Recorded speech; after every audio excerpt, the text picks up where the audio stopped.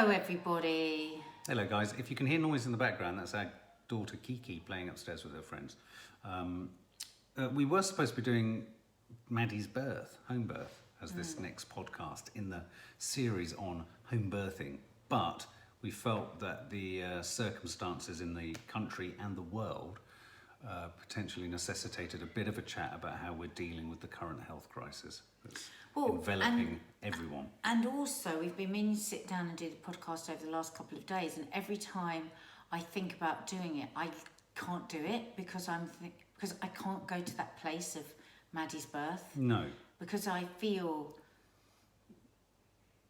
and you know, I want to put a disclaimer right at the beginning of this podcast. If you're somebody that's better not talking about coronavirus, because there are many people, and if it triggers you, then don't listen to anything Or maybe else. better that you can't, someone who doesn't feel they can talk about the honest fears and feelings and worries, because that's what we're going to talk about now, is how we deal with them.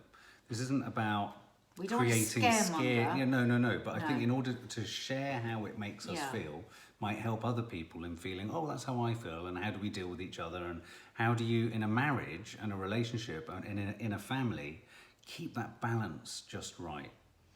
And we always say on our other podcasts that we're not going to edit. We never edit anything. We may with this because we don't want to be picking around the conversation too much, worrying if what we say might be inflammatory or scary. So what we're going to do is just talk freely, and then if we think anything might need trimming, we might trim out. We might not have to. More than likely, I will say something that Nadia will feel is a little bit too scaremongery, and if I do, it's not meant to be. No, that's the thing. You are not a scaremongerer, but sometimes with us sharing, because we're people that go quite into depth with stuff, we could say something that somebody else might not have thought about, and it might trigger them to have some sort of anxiety that they didn't have. So I would say if you're of a nervous disposition, probably don't listen to this podcast. So how did we both first hear of the coronavirus? We heard of it in different circumstances. I first heard of it in the financial markets. Do you mean here? Or no, do you mean when at we first all heard on it the planet ever. Yeah. I first heard of it, it was coming through the stock markets, and it was impacting on the Chinese stock market, and there were issues around potential growth, lack of growth, importation, etc. with America and China. So I became aware of it then, and it seemed like a distant Chinese, Southeast Asia problem. God, I mean, I remember thinking, oh my God, how awful for them, how awful for the Chinese. Oh my God, there's so many of them. It's going to spread so fast. And then I remember feeling the terrible anxiety for them as you saw how the government cracked down, and you saw terrible pictures of people sat on the roof of their houses screaming and pleading, and then those rows and rows of beds in those sort of images of like apocalyptic movies, wasn't it? And then we had reports coming back of them building hospitals in 2 weeks. But it was so distant. It was like, oh my God, those poor people. It's like a movie. Yeah. How are they coping? Yeah. It's like a movie. Never thinking for a minute we were going to find ourselves where we are today. And then quite literally, I witnessed the contagion starting to spread between stock markets and financial systems. I mean, that's what I was kind of alerted to. And, you know, you could feel that the markets and the financial markets were all kind of bubbling about, not quite knowing what to make of this. But then I think for me, in the real world, the kind of tipping point or the kind of pinch point or the moment that it really began to resonate for us was the point at which Italy started to take the most drastic decisions and measures. I mean, which is about today, right here and now, I feel like I've been living this for weeks and weeks and weeks now. But actually, when I think about it, a couple of weeks ago, I was at work with one of my friends who's a loose woman, and we were having a chat about how we were feeling, and we were starting to get a bit nervous about it. You know, should we get nervous? You know, there was a lot of, oh God, all the newspapers are just loving it, and I have to say, I do think the media in some parts has been absolutely dire in the way that they've dealt with it. And then somebody else, another loose woman, I'm picking my way around this because I don't want to say anyone's names, came from, and she'd been travelling abroad, and she was like, are you kidding? Are you actually worried about this? This is just the flu. And we were like, oh, do you think? She says, yes, look at the World Health Organization But to be honest, I was saying that at the beginning. Numbers are going down in China. Nobody's reporting the numbers are going down in China. It's all just...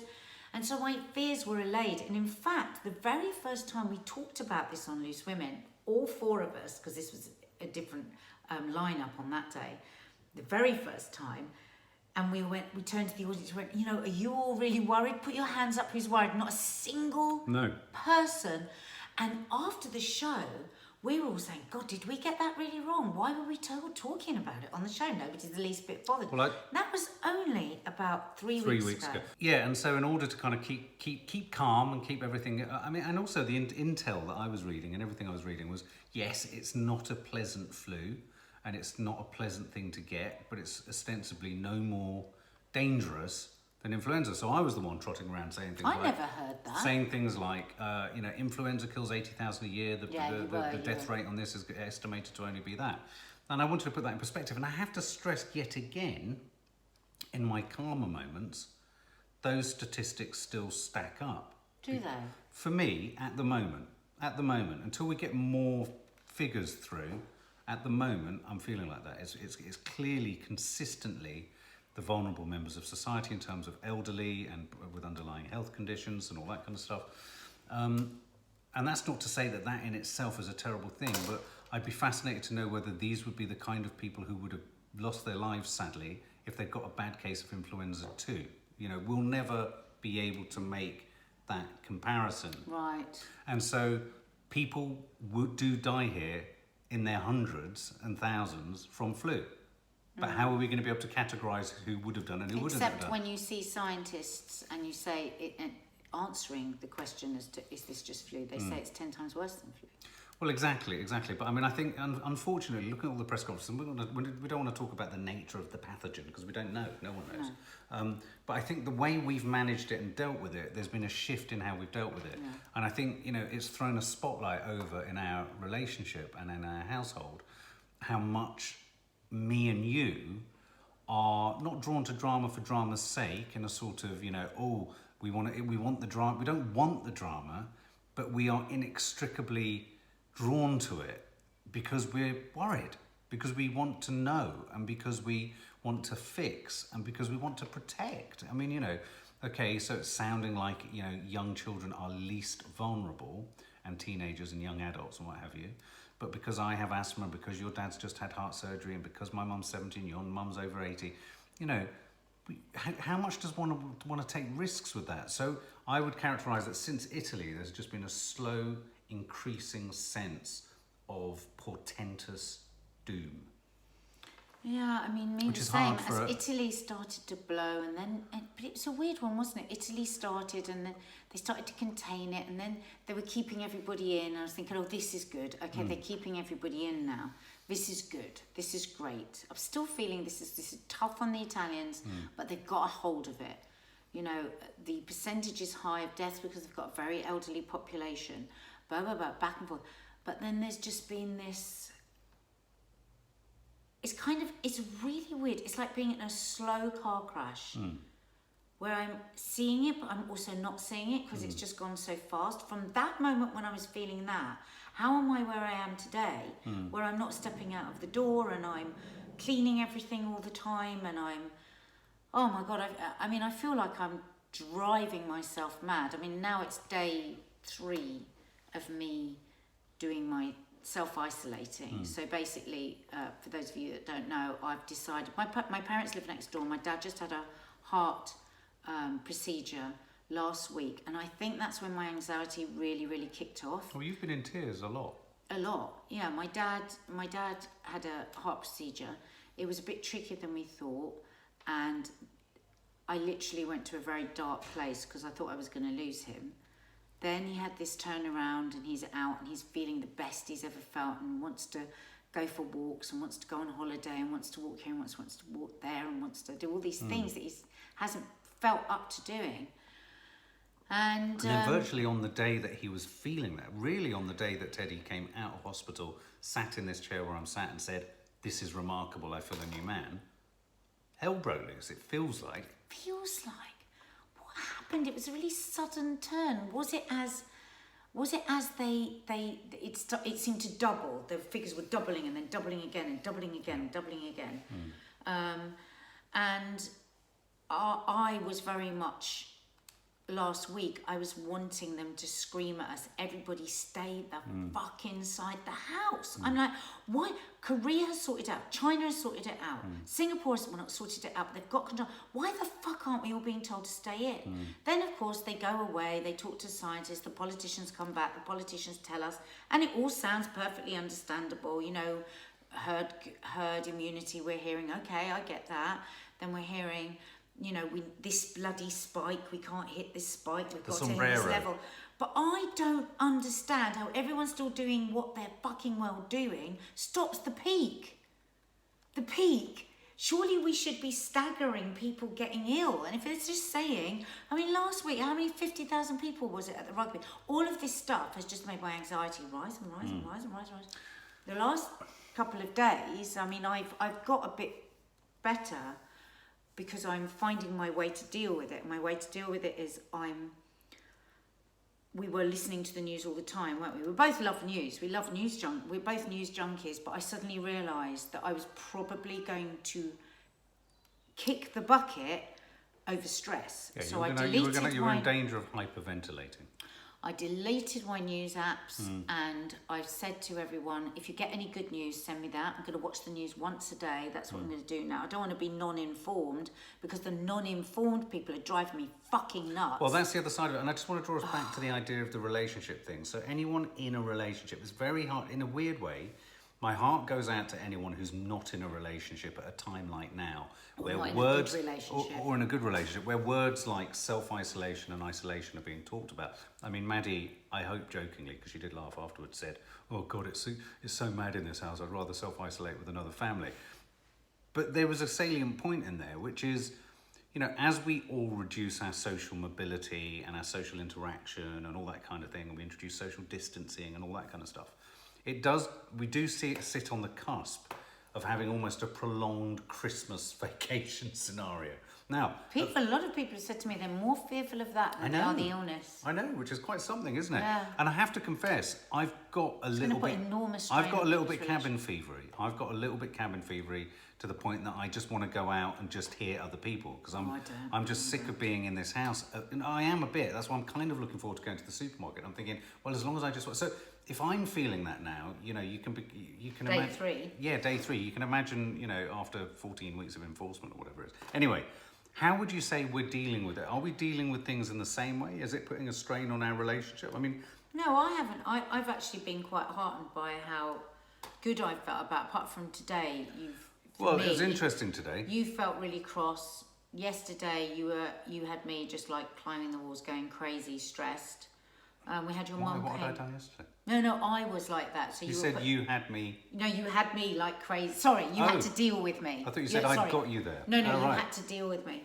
I found it very difficult when your mum came. You know, I mean, I can say that because I know she doesn't listen to these. No. But I did find it really difficult. It put me. I was having palpitations. Now, my mum is a bit of a naysayer on the whole thing. I think she walked in. She'd come through London, through the tube, as she'd said, rubbed her hand all the way down the handrail, walked straight in the house and opened the fridge door. Well, I couldn't quite believe that. I was beside myself because she'd already been offended before when we said don't wash your hands, and I was like, it was crazy, and I'm the least OCD person you could ever know, but I was like, she put her hand there and she put her hand, and now I know that's crazy. That's about me going crazy. It's about my minuscule, I'm not talking about proper PTSD, but in a minuscule fragmented PTSD about my dad and his operation last week, and I'm like, I want to keep my dad safe and I want to keep Mark safe because Mark's got asthma, and you know, and I thought I was gonna fucking, I didn't know where to put myself. Yeah, I think in a not meaning to be, you know, she certainly wasn't meaning to be sort of disrespectful or anything. Because she lives on her own and she's only catering for herself. She doesn't really need to really think about others in the sense of, I walk into the house, not even whether it's scientifically correct that we're worried, but even if we're just feeling a little bit worried, just, you know, it's just about respecting that when you walk into the house. No, but I do understand she lives on her own. She's a different gen. She didn't do, it's not about intentions. anything wrong. No. Her intentions weren't that. I'm talking about my hysteria, Though my I did reactions to things are totally over the top. Yeah. And so I'm in this state of going, calm down, don't say anything, it's not fair on everyone, you know you're fucking going nuts. But it did get a lot better when I stopped listening to the news. Well, I was going, yeah, that's fine. And I mean, I have to confess, I think this morning the reason I was a bit tense is precisely because I know my mum is circumspect about it and my extended family. So I think what happens in any relationship is, you know, you've got the family that you're in the house with, so there's me, you, and the girls, and we have relative to ourselves controllability over that. We can't stop the girls going out, but we can make sure that they wash their hands when they come in, wash their hands when they go out, all that kind of stuff. We have maintain distance with your mum and dad principally because they're vulnerable. But talking in a relationship sense, and the kids there, we know that we have to let our children carry on with their lives. Yeah. But we are managing our stress about Maddie going to the theatre tonight, you know, seeing a boyfriend, going out with their friends. I'm like, I have to just go. It's okay. But inside I'm thinking, you're meeting that person. How could she says to me she's going to the theatre and I'm thinking, who are you sitting next to? Oh, no. How many people are you sitting next to? Da, da, da. But I'm standing there like smiling, and the good thing is I think we both know that we're doing that and we've got to do that. I think it would be, and our relationship will be tested as everybody else's relationship is going to be tested, because we're living with a horrible throbbing fear either in the background or right at the forefront. And I think it presents all sorts of weird problems. I'm going to be a bit sort of gender specific here, but it presents all sorts of issues, I think, for men as well. You know, the idea of the kind of family protector, and I know this is all old fashioned, but because it feels like the war. I am a believer in the fact that we have certain sort of nature nurture sort of instincts. And with kind of weirdly, I'd have thought with an enemy, you know your enemy. But with this, you just don't know. And that, for me, actually was why I was principally in a bad mood this morning. And I was very snappy and I was very difficult. And I think any advice I could give to people is that we have to have a little bit of leeway with it, with our loved ones and our partners, because fear, worry, and it's not just like fear based in panic attack fear. It's fear as in, you know, some people I've heard people say, oh, you're just being hysterical, it's just this. And I'm like, I choose to use this word. I haven't once been hysterical. I'm vigilant. No, you haven't actually. No. I was expecting you to be hysterical. No, I haven't been hysterical at all, but I am going to be vigilant.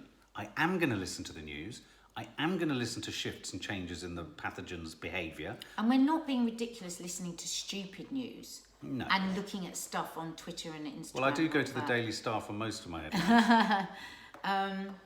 But you know, the problem is with that, and we've been sharing, again, have you got... So, you know, Mark and I start out as a couple that love to watch the news and hear the news. We've now become a couple where I'm saying, please don't tell me. Yeah. Well, please don't tell me. I respect that. So but also, like this morning, I was kind of okay, and then Mark said, 10 more dead, all underlying conditions. Well, I didn't know where to put myself. I didn't know how to carry on. I didn't know how to wash up. I didn't know how to set up for the next shoot, because we've been filming today some recipes. And my brain just froze, and I was like, I don't want to say to Mark, I wish you hadn't told me that, because I know that your way of dealing with it is to read the news and then you want to share it, and neither way is wrong. I don't necessarily but want how to share does one continue with the different ways that one is going to deal with it? And I think it will shift. I might go 1 week where all I want is the news, and you might go the other way. So, well, I mean, for example, there are so many nuanced details about it today that I'm allowing to inform my own stress levels. I find I can manage my stress levels the more in touch I am with the amount of information I'm getting. I know when I'm reading a crackpot website. I also know when I'm reading a relatively reputable journalist. Well, I only want to hear good news, and then what I will do is watch the BBC. But what if there isn't good news? Then I don't want to know anything. I'm going to watch the news once a day. I can't. I won't last 16 weeks if I'm getting the news all day long. I think news management, I do think that's important. And I think you have to, within a relationship, one has to respect that. I mean, I did only give you that one statistic. I wasn't trying to sabotage you with information about what I've read. But I mean, it's just different strokes for different folks. But it did take its toll on me today. And as I'm sitting and speaking, I can see how tired I look. I do feel exhausted in a completely different way to exhausted, because it's a level of cortisol that's at work, and it's a level of uncontrollability and unknowability. And I think, in a weird way... And that's hard, because we both know, as we all know, with this virus, as with any virus, what you need is to have your immune system really strong so that if we do get ill, we can fight it. And I think we've both been worrying. I'm sure, Mark, you've been looking at me and thinking, oh my God, she's so stressed. How's she going to get... And I've been looking at you thinking how tired you look, and it's really been worrying me. And I'm like, I don't want you to be watching the news till 10:30 because I don't want you. And we were really good last night, didn't we? We said, right, we're going to watch a programme till 10, then we're not going to look at any more news, and then we're going to go to bed, read for an hour and go to sleep because we've got to try.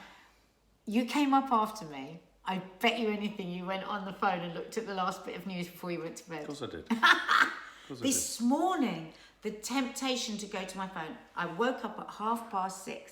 What was the first word in my head? Coronavirus. It was the first thing. So I came down, I forced myself, I was doing some research for recipes, forced myself to do that and not to look at that phone. We're very... We start our day with the first thing, reading the horror that because let's not fucking fuck about. It's a living nightmare what's going on out there. You know, and we've got Trump standing there. You know, you watch... I'm trying not to be sensationalist. But I watched Trump yesterday and I just thought, we're in the hands of idiots. Well, I mean, even with our government, okay, they've made this decision and I'm like, okay, you're making this weird decision. Okay, a different one from all the people that have, all the countries that have managed to get this under control. And we're not allowed to have any fucking... well, that's the bit we're not allowed to have any me, documents on this. No, I know. Sorry. We're not allowed to get any statistics. I mean, I'd be like, it's weird because, of course, it's well documented. We've talked about Nadia's health anxiety in other films. If you're listening to this on our YouTube channel, I've talked about living with anxiety and depression.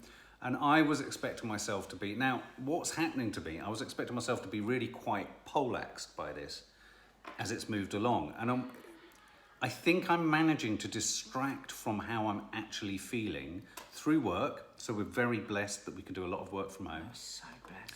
Through work, I'm being able to distract through really staying across the news because that's another major part of my work as well. Yeah, and also it's a major part of my work is staying across, and I'm interested in different opinions and different sort of takes on things and all that kind of stuff. So I find all of that actually a way of sustaining my equilibrium, if you like. But when I had to go and sit over there just before recording this because there was a moment where I just felt breathless and unable to really position how I felt. And I think at those moments, it's really hard, I think, in a relationship to know how much one should reach in and help, manage, change, suggest. It's like, bless her, Nadia's been doing this Spark of Joy thing, which I think is a really good idea. Don't get me wrong, I believe it's a really strong, important thing to do at a time like now, and lots of you guys love it. But for me, it's not the right thing. For me, it's just not the right thing. I just can't do that kind of thing. I don't operate like that. I don't want to be forced to operate like that. And so it's hard because I don't deal, and it must be hard for you. Like we were talking earlier, this crisis isn't going to change anyone's personality. No. All the people that pissed us off yesterday are going to piss us off even more. My way of dealing with life, actually, is to always try and go, and I annoy everyone, well, where's my cup half full? Where's my cup half full? It's the way that I get. I've had shrinks try and talk me out of doing that, and I tried to do it. I tried to not do it because shrinks told me it was a bad thing to do, and I can understand that for some people it can is. Can you dreaming? Because it suppresses stuff. But for me, when I feel really down, if I go, okay, what can I be grateful for? What can I be grateful for? I immediately feel an ease with my anxiety, and that's the same before this crisis. I mean, you've always hated the fact that I'm jolly in the morning. No, it's not that I don't know. It's not that anyone's wrong or right, it's just our different ways of dealing with life. Absolutely, and you would say that you hate... I'm not going to ask you to do Spark of Joy. No, but I could also say, well, I've got one, I've got Belch of Gloom. But it's like you don't like it when I'm downbeat or whatever, but I suppose what I can do is remove myself. When someone's relentlessly upbeat and bouncing around and all that kind of stuff, and you're not feeling like that, the automatic feeling is that the person who's not that is a failure. One automatically feels a failure because one can't meet that light with light. No, I couldn't bear if anyone was relentlessly upbeat. I've never met anyone in my whole life. I don't mean relentlessly upbeat, but I mean... Unless they're an actor and they're on stage. My way of dealing of when I'm really down and I'm really anxious and I'm frightened is to try and find something positive to pull me out of it. Now, that isn't what you like to do. I don't understand that, like you don't understand the way I deal with it, but I respect it. I respect the difference. Well, I'm very like your friend Kay. I mean, it's not that I actually want to go down a great long sort of helter-skelter to hell, but I want to be fully equipped and forewarned and forearmed. I just find relentlessly going with the worst case scenario, I find it just so you can be prepared for it. It's the I reason just you don't find it open envelopes, and I do. It's just so exhausting though. And it's interesting. And the thing is, it's so bad. It's so fucking bad what's happening out there. Yeah, no, I know. So it's better to know what the hell is happening out there. I mean, I'm not saying you don't want to know, and it sounds wrong, but I think we're getting to I think we're getting to the nub and the heart of why this is. Because I was talking before we did this, I was saying, well, how does this have a sort of, what is the relationship contingent to this? We think we're very much on the same page, and we very much are in so many ways. But we're kind of homing in now on those areas of really, how do we crisis manage our own emotions? We're both incredibly different and incredibly contrasting, and yet we get on well. Imagine being incredibly different and resenting being with someone, not wanting to be with someone, or struggling, going through a bloody problem in your relationship. But I mean, we're only into day 3, you know, and the thing is, if you are going to still want to be checking into the news all the time, and I'm looking at you and I'm seeing you get really tired with it, and I'm seeing you also take the full strain of it, because when you're reading bad news now, you can't share it with me because I know that I can't stay healthy and do that. That is going to become more and more difficult, and we'll keep checking back in on these, because I think we can do, you know, coronavirus podcast.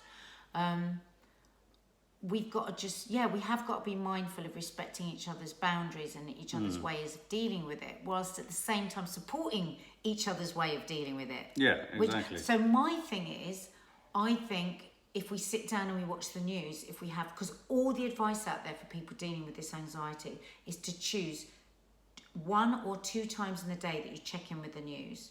So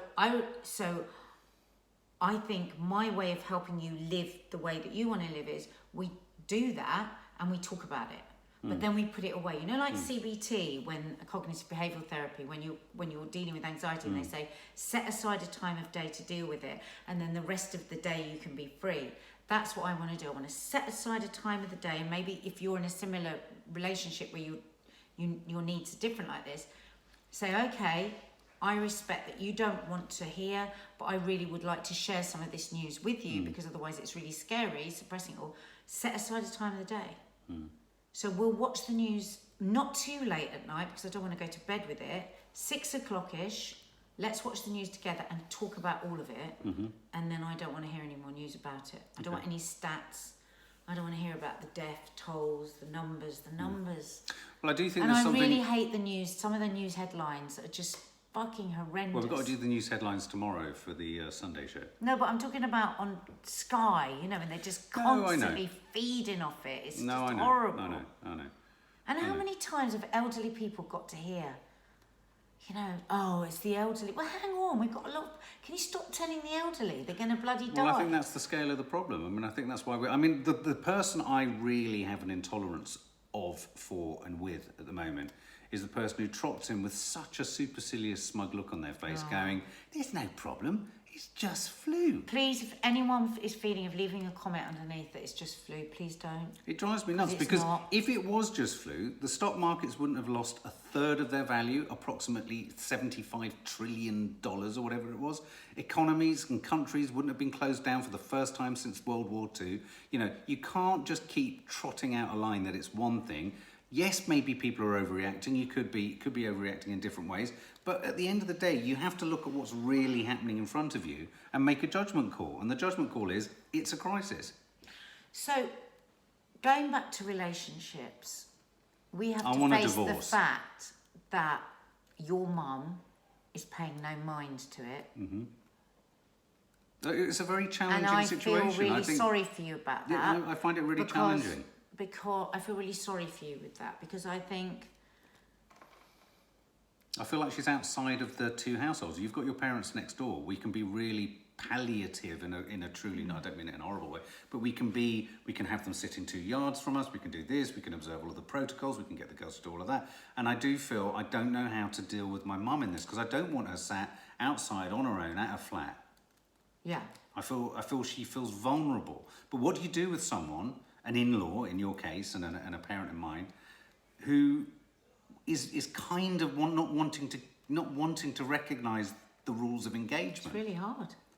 What do we do? What do I do? Guys, you love Nanny Di. We all love Nanny Di. But how do I get her to fully comprehend and engage on this? And how do we not get cross with her because we don't want her to get ill? I mean, and yet we don't want to get cross with her, but I do get cross with her. It's like, for God's sake, you are in your 70s and you have asthma. Do you not care about yourself? It's really frustrating, and I think that's where could be our pinch points is in all of that, because it's like, well, yeah, it's managing extended members of the family. I mean, obviously I've been in touch with Izzy, obviously I've been in touch with Fleur, and I've said to them both, be careful, do this. There's less fear around them insofar as they're not in a high-risk category at all. But as this moves along, we don't really know who's a high risk and who's not high risk. Everybody is in a high-risk category because everybody knows somebody that would be in a high-risk category. Precisely. And that's what people have got to understand. Yeah, and Izzy was about to go off to Spain. I've just said to her, you're going to have to really reconsider that. I'm having to terminate our trip to New York. I'm having to call off shoots. There's big question marks over you and Loose Women and how that's going to proceed. Well, okay, but that's another really real concern, isn't it, in couples and with a, that is my income. And I'm self-employed. I could find out tomorrow that I've been made redundant. No, I know. And I'm fully expecting a call from, and that I'm keeping to myself quite a bit, but I'm really nervous about that. I could be out of work. This could be the end of my TV career. I don't think it would be. No, I but think these you'll are always the be Nadia places Sawalha that off I the tape. go to. No, These are the places I go course. to in my head with my anxiety. I'm thinking, oh my God, because, when I go crazy with it, I'm thinking, God, well, what if the film industry, as we know, is going to be destroyed. Massively hit. It could be the same with the TV. I'm 55. I'm probably not going to get another job in TV. This is all the things I think about. Just like everybody else, just because I'm on the television doesn't mean I don't have these. No, that's a really important point to make. Doesn't mean that I don't have these worries, because people will tend to say that, but you're off the telly. Yeah, but you're anybody that loves their job, or anybody that is older and worries about they'll get another job. I feel exactly the same way. Exactly. And also, just to stress to any couples out there, no sick pay, no holiday pay, if you are freelance and there is going to be the capacity, if you get coronavirus or if you're forced out of work for a prolonged period of time, you can ask for a mortgage holiday. It's funny, we said, we're going to might have to edit this podcast, but actually we don't for anything we've said. We've had everything go wrong. Storage full, battery flat. Yeah, so battery and storage has meant there's two cuts in this.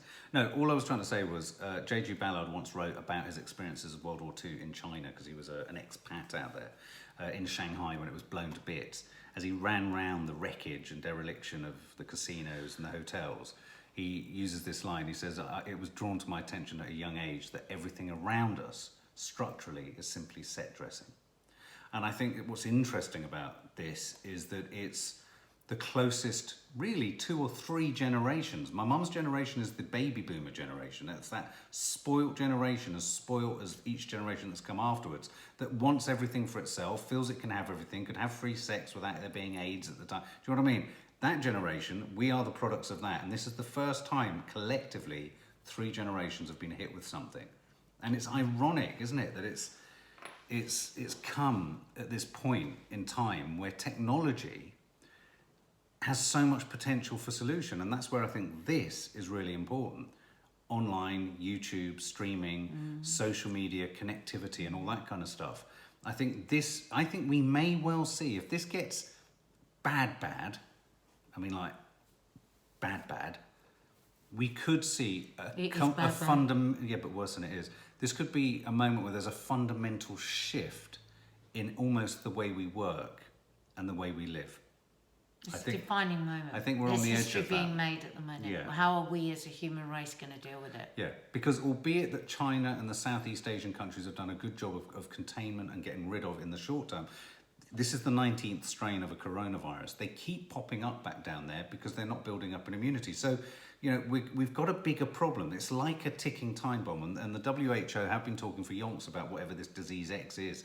Let's just hope this isn't quite disease X. This is disease Y. XY, oh no, that's even worse. W, disease W.